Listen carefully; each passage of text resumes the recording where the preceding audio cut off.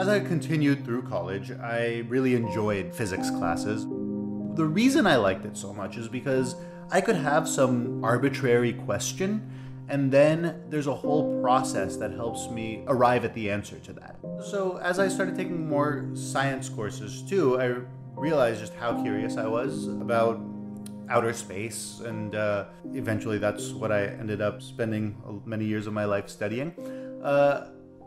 And the Quran discussed outer space, which was interesting. I mean, there's no reason it needed to, but it did, and it made a lot of claims about them, and almost all of which were not supported by the evidence I was seeing. The evidence that I was taught in school, and nor did it jive well with the whole scientific process, because so much of it was just like believe in it because we said you should believe in it, and it says in the book that it's right because the book says it's right.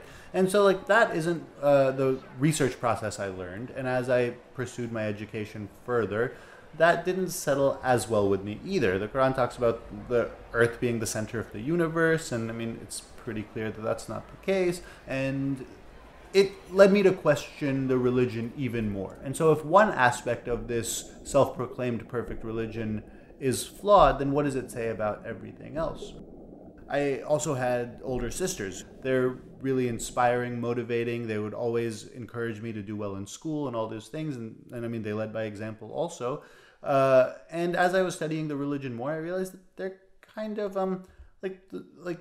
they are great independent women, but Islam doesn't necessarily promote the idea of a strong, independent, educated woman. They would be getting half the inheritance that I get. Their husbands are allowed to marry multiple wives, but they wouldn't be. And I mean, the gender inequality was a weird thing because I had a lot of very strong female role models in my life.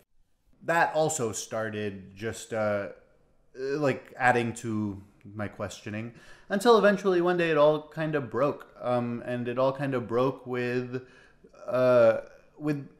the idea that Islam wants to kill people who leave Islam, and its views on homosexuals and those types of things. I had a lot of friends. Many of them were gay. They were, all sorts of different races, creeds, ethnicities, sexual orientations. And, at the end of the day, they were all people and humans to me. And those are the values that my family taught me growing up.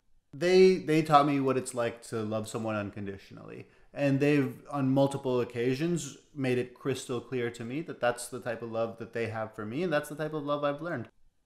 Islam teaches a lot of things. A small subset of that is to love one another, to be kind and nice and good. And I feel like the focus needs to shift toward that. Those qualities that Islam does teach, and away from the more violent and more